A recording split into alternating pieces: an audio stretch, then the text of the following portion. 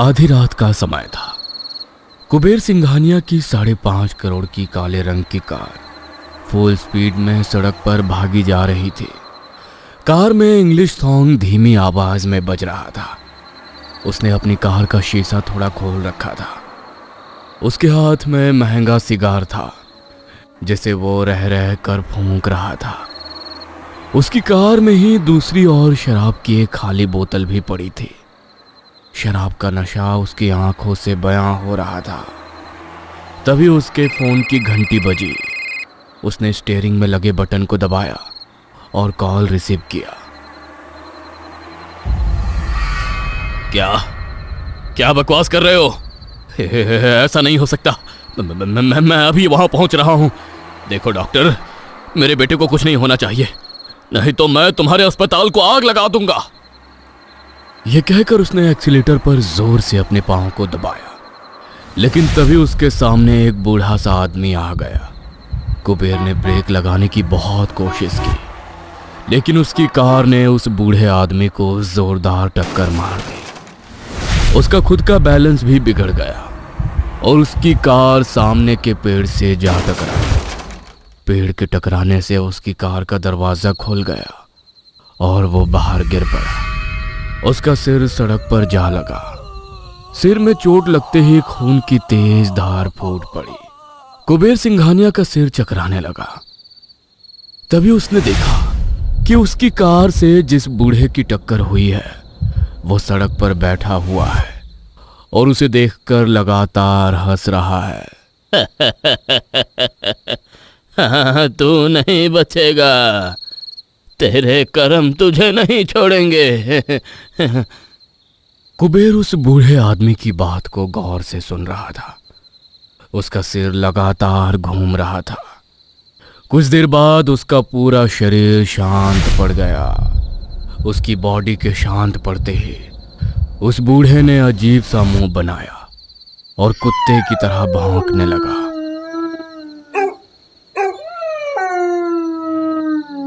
उस समय कोई उस बूढ़े को देख लेता तो उसका हार्ट फेल हो जाता।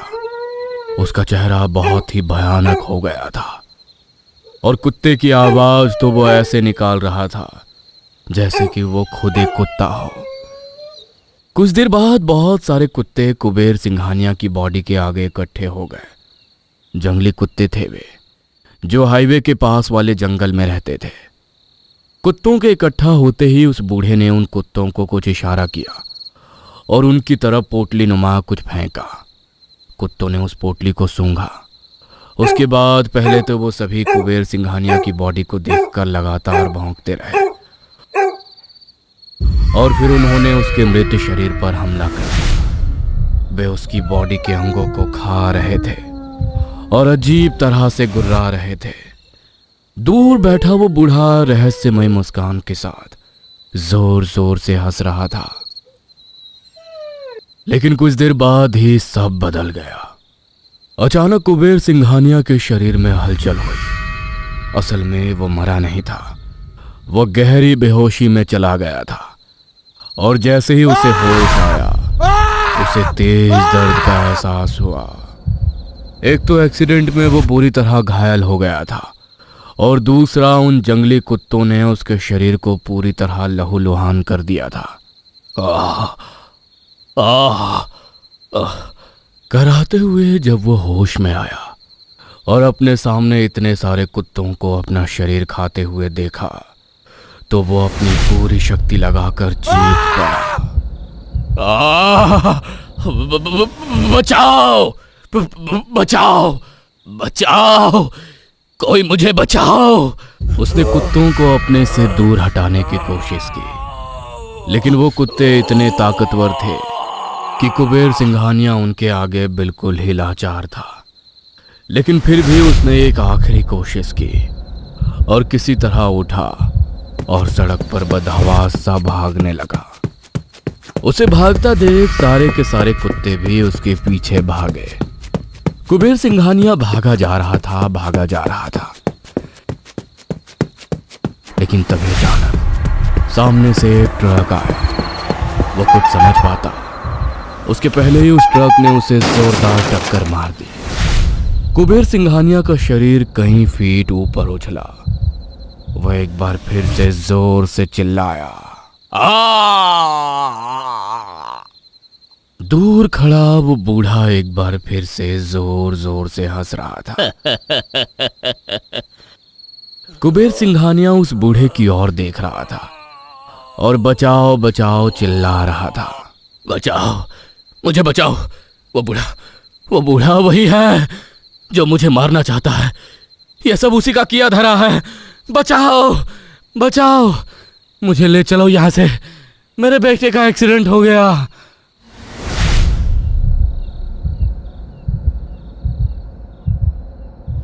पापा क्या हुआ पापा? आप इस तरह से क्यों चिल्ला रहे हैं? अरे कौन सा बूढ़ा? किस बूढ़े की आप बात कर रहे हैं? यहां तो हमारे अलावा कोई नहीं है पापा, और मैं तो आपके सामने सही सलामत हूं। किसने कहा कि मेरा एक्सीडेंट हुआ है? कुबेर सिंघानिया अस्पताल के बिस्तर पर पड़ा था। उसके पास ही उसका बेटा रॉबिन सिंघानिया और उसकी पत्नी निधि बैठी थी। पापा आपको क्या हुआ है? कुबेर, क्या हो गया तुम्हें? क्या हो गया है? कुबेर सिंघानिया रॉबिन और निधि की बातों को सुनकर पहले तो उन्हें घूर घूर कर देखता है और फिर खुद को देखता है। उसे ना तो कहीं चोट लगी थी और ना ही कुत्तों ने उसे कोई नुकसान पहुंचाया था। कुबेर सिंघानिया खुद को घूर घूर कर देख ही रहा था। तभी डॉक्टर संजय वहां पहुंच गए। डॉक्टर संजय कुबेर सिंघानिया के बेस्ट फ्रेंड थे। पिछले 1 महीने से कुबेर उन्हीं की मेंटल अस्पताल में एडमिट था। उसने कुबेर को एक नींद का इंजेक्शन लगाया और फिर अंकल, मुझे पापा की हालत देखकर रोना आता है। पता नहीं इन्हें क्या हो गया है। संजय, कुछ भी करो लेकिन इन्हें ठीक करो। अब हमसे इनकी हालत देखी नहीं जाती है। इस पूरे शहर पर राज करने वाले की क्या हालत हो गई है?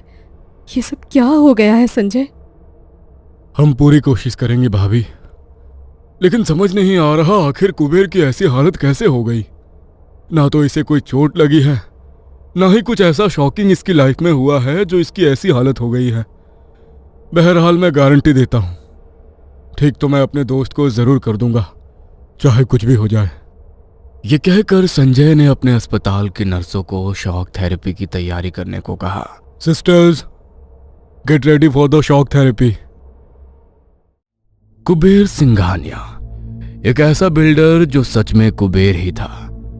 उसके पास इतना पैसा था कि उसे खुद ही नहीं पता था कि उसके पास कितना पैसा है। सालारगंज शहर का वो ऐसा बिल्डर था जिसने जो जमीन पसंद कर ली वो उसकी हो गई। शहर की 90% बिल्डिंगें कुबेर सिंघानिया ने ही बनाई थी। अरबपति था वो। राजनीतिक सरूख ऐसा कि राज्य के मुख्यमंत्री तक के साथ उठना बैठना था उसका। अब जब पैसा हो, पावर हो, तो इंसान जमीन पर नहीं चलता, उसे पर लग जाते हैं। घमंड में वो इतना चूर रहता कि उसे अपने आगे हर कोई कीड़े मकोड़े नजर आते हैं। कुबेर के परिवार में उसकी पत्नी निधि के अलावा उसका इकलौता बेटा रॉबिन सिंघानिया था। अपने पिता की तरह ही उसे हर बड़ी बिल्डिंग पर कुबेर प्रॉपर्टीज लिखवाना था, और घमंड में तो वो अपने बाप का भी बाप था। लेकिन उसका घमंड भी इन दिनों अस्पताल के अपने बीमार पिता को देखकर मिट्टी में मिल गया था। उसके करोड़ों रुपए भी उसके पिता को ठीक नहीं कर पा रहे थे। कुबेर सिंघानिया पिछले 1 महीने से मेंटल अस्पताल में था। दवाएं, शॉक थेरेपी और चिंता की लाखों लकीरों ने उसके चेहरे की सारी चमक छीन ली थी। किसी को कुछ भी समझ में नहीं आ रहा था कि आखिर कुबेर की ऐसी हालत कैसे हो गई। उसी शाम की बात है। कुबेर चुपचाप अस्पताल के बेड पर लेटे हुए अस्पताल की खिड़की से बाहर की ओर देख रहा था। तभी अचानक उसने देखा कि खिड़की पर वही बूढ़ा दिखाई दिया जिसे उसने अपने सपने में देखा था। उसे देखकर वो चिल्लाना चाहता था, लेकिन उस बूढ़े ने उसकी आंखों में देखकर उसे ऐसे सम्मोहित कर लिया था कि वो लाख चाहकर भी चिल्ला नहीं पा रहा था। कुबेर, कुबेर, कुबेर, बहुत दया आ रही है मुझे तुझ पर। बहुत ताकतवर है ना तू, कुछ भी कर सकता है ना, कुछ भी। पैसा, पावर सब तेरे पांव दबाते हैं ना। जा, उन सारे पैसों, सारे ताकत को इकट्ठा कर और उन्हें बोल कि तुझे ठीक कर दे, तेरे पागलपन का इलाज कर दे। यह कहकर वो बूढ़ा एक बार फिर से खिलखिलाकर हंस पड़ा। कुबेर सिंघानिया उसे घूर घूर कर देख रहा था। अचानक उसने देखा कि वो बूढ़ा उसके बिस्तर के कुछ दूर पर रखे गमले के एक पौधे में समा गया। उसके समाते ही वो छोटा सा पौधा बड़ा होने लगा, उसकी शाखाएं बढ़ने लगी और फिर बढ़ते बढ़ते वो कुबेर सिंघानिया के गले तक आ पहुंची और उसके गले से लिपटने लगी। कुबेर सिंघानिया का गला दबने लगा, उसे सांस लेने में दिक्कत होने लगी। मुझे मुझे मुझे सांस लेने में दिक्कत हो रही है। पौधे की शाखाएं उसके गले से और भी ताकत के साथ लिपटती जा रही थीं। कुबेर सिंघानिया का चेहरा पीला पड़ रहा था, वो तड़प रहा था। तभी उसने देखा कि उसके सामने फिर से वो बूढ़ा आकर खड़ा हो गया है और उसे देखकर लगातार हंसे जा रहा है। कौन हो तुम? मुझे क्यों मारना चाहते हो? मैंने क्या बिगाड़ा है तुम्हारा? कौन हो तुम? मैं हूं राखानदार। मैं राखानदार हूं। तुझे क्या लगा कि तू जीत गया? नहीं, मैं तुझे कभी जीतने नहीं दूंगा, कभी नहीं। तुमने भोले भोले लोगों के साथ बहुत गलत किया है, बहुत ही गलत। लेकिन जब तक राखानदार है, जंगल का रखवाला है, तब तक तेरे जैसे राक्षसों को मैं जीतने नहीं दूंगा। राखानदार मतलब रखवाला, जंगल का रखवाला। गांव के लोग कहते हैं राखानदार का मतलब सिर्फ चौकीदार नहीं, बल्कि वो जो सीमा भी तय करे और सजा भी। जंगल के बारे में एक बात मानी जाती है, हर बड़ा जंगल अकेला नहीं होता, उस पर किसी अदृश्य शक्ति का अधिकार होता है। कोई देव, कोई आत्मा, कोई ऐसी मौजूदगी जो हर कदम, हर कुल्हाड़ी, हर इरादे को देख रही होती है। अगर कोई पेड़ काटने गया, पहले वो उसे देखेगा। अगर वो सम्मान से गया तो रास्ता खुद बन जाएगा, और अगर बुरी नीयत से गया तो फिर राखानदार उसे कभी नहीं छोड़ेगा। राखानदार को हर इलाके में अलग अलग नाम दिया गया है। कहीं लोग उसे वन देवता कहते हैं, तो कहीं वन देवी का वन माता, कहीं वही जंगल बाबा बन जाता है, तो कहीं बूढ़ा देव। कुछ गांवों में उसे ग्राम रक्षक मानते हैं और कुछ जगह धरती देवी, और जहां डर ज्यादा होता है वहां लोग उसे सीधा भूत या आत्मा कह देते हैं। नाम अलग अलग है पर काम एक ही, जंगल की हिफाजत। इंसान बहुत ही लालची होता है, पैसों और ताकत की उसकी भूख कभी खत्म ही नहीं होती। इंसान भले ही खत्म हो जाए, लेकिन ये भूख चलती ही रहती है। कुबेर सिंघानिया की भूख भी बहुत बढ़ गई थी, और यही भूख उसे ले आई थी उस जंगल तक। वो जंगल जहां भोले भाले आदिवासी सदियों से रहा करते थे। जंगल की दुनिया ही उनके लिए सब कुछ थी। लेकिन कुबेर सिंघानिया उस जंगल पर अपना राज चाहता था। 100 एकड़ में फैला वो जंगल महंगे से महंगे और कई दुर्लभ वृक्षों से तो भरा हुआ था ही, साथ ही ऐसा कहा जाता था कि वहां की जमीन खनिज संसाधनों से भरी हुई है। पहले तो कुबेर सिंघानिया ने उन भोले भाले आदिवासियों को पैसों से खरीदना चाहा, लेकिन जब उसके कागज के टुकड़े उन आदिवासियों को खरीदने में असमर्थ रहे तो पैसा कभी नहीं हारता रॉबिन, कभी नहीं। पर पापा, उन आदिवासियों ने तो पैसे लेने से मना कर दिया और उन पर हम अपनी पावर भी नहीं दिखा सकते, क्योंकि अगर हमने उन्हें कुछ किया तो सरकार घेरे में आ जाएगी।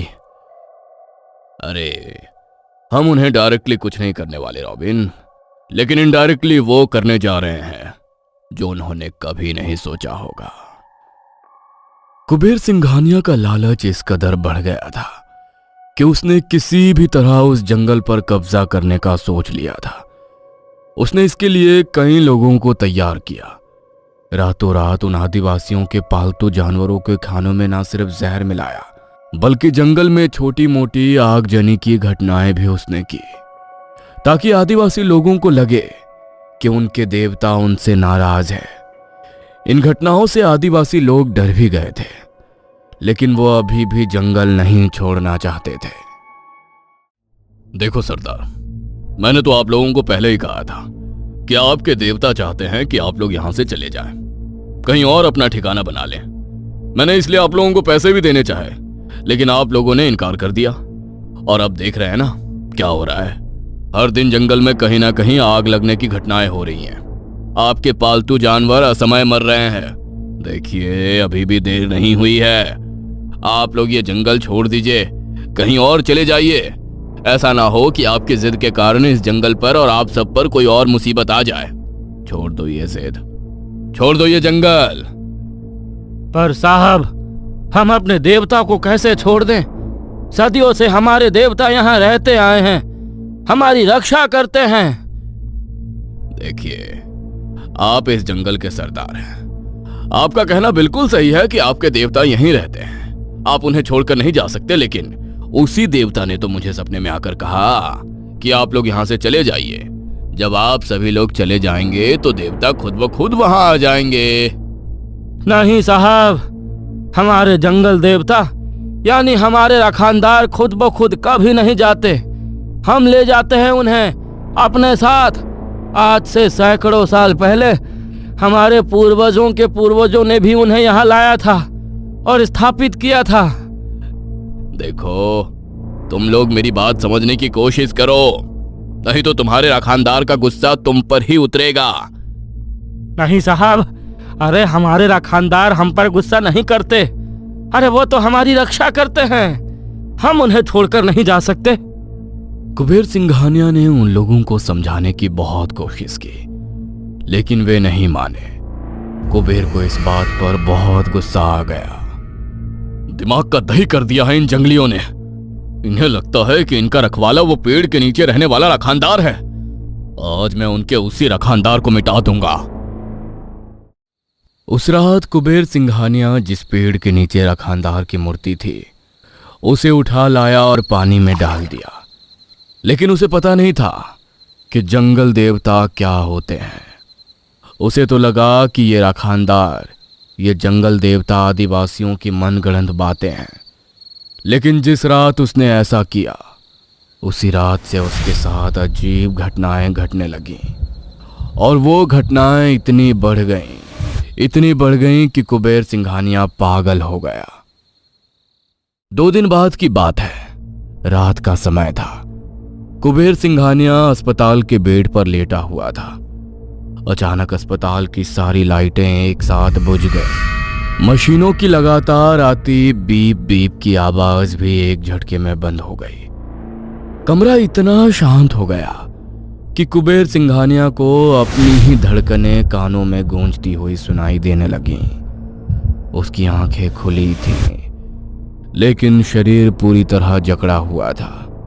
वो हिलना चाहता था, चीखना चाहता था, पर उसकी जीभ जैसे पत्थर बन चुकी थी। तभी खिड़की से ठंडी हवा का एक तेज झोंका आया।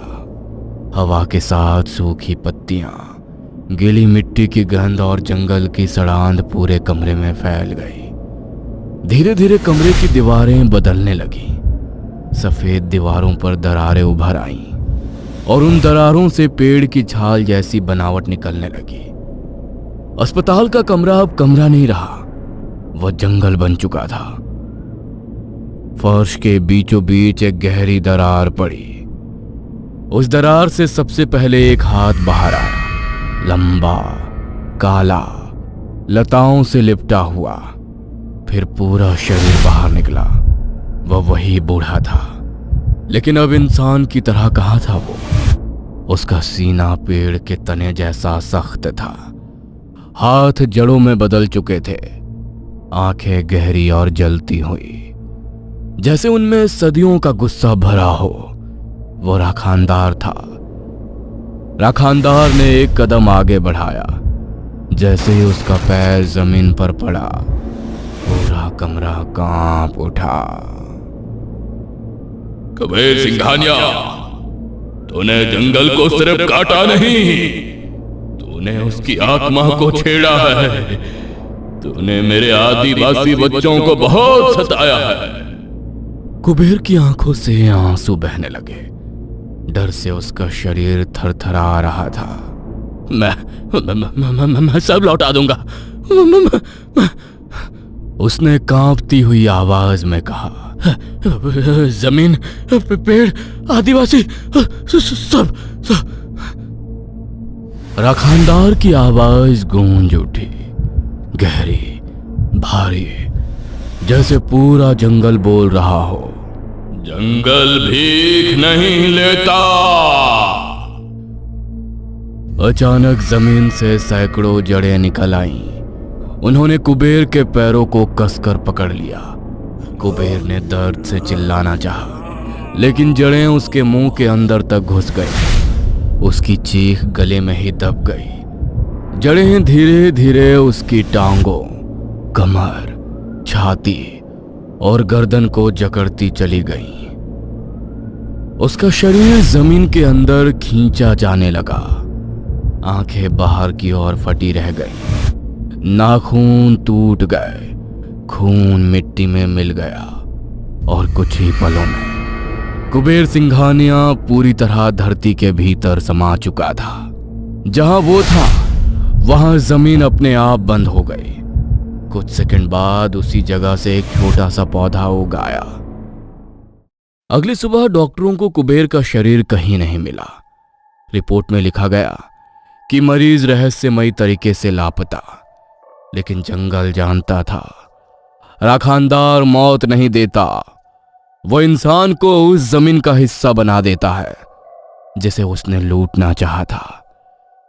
कुबेर सिंघानिया के इस तरह गायब होने के 1 साल के बाद उसके परिवार ने उसे मरा हुआ मान लिया। लेकिन उसका बेटा उसके जंगल पर कब्जे को पूरा करना चाहता था, इसलिए उसने भी अपने पिता की तरह कोशिश की। लेकिन उसी रात उसका शरीर कई टुकड़ों में जंगल में मिला। लोग कहते हैं कि जंगली जानवरों का वो शिकार बन गया, लेकिन जंगलवासी जानते थे कि राखानदार जंगल की ओर गलत निगाह डालने वाले किसी को नहीं छोड़ता, किसी को नहीं। दोस्तों, अगर ये कहानी आपको पसंद आई हो तो हमें सब्सक्राइब करें, और आपके पास भी है कोई ऐसी ही डरावनी कहानी तो हमें ईमेल करें। हम आपकी कहानी पर भी वीडियो बनाने की कोशिश जरूर करेंगे।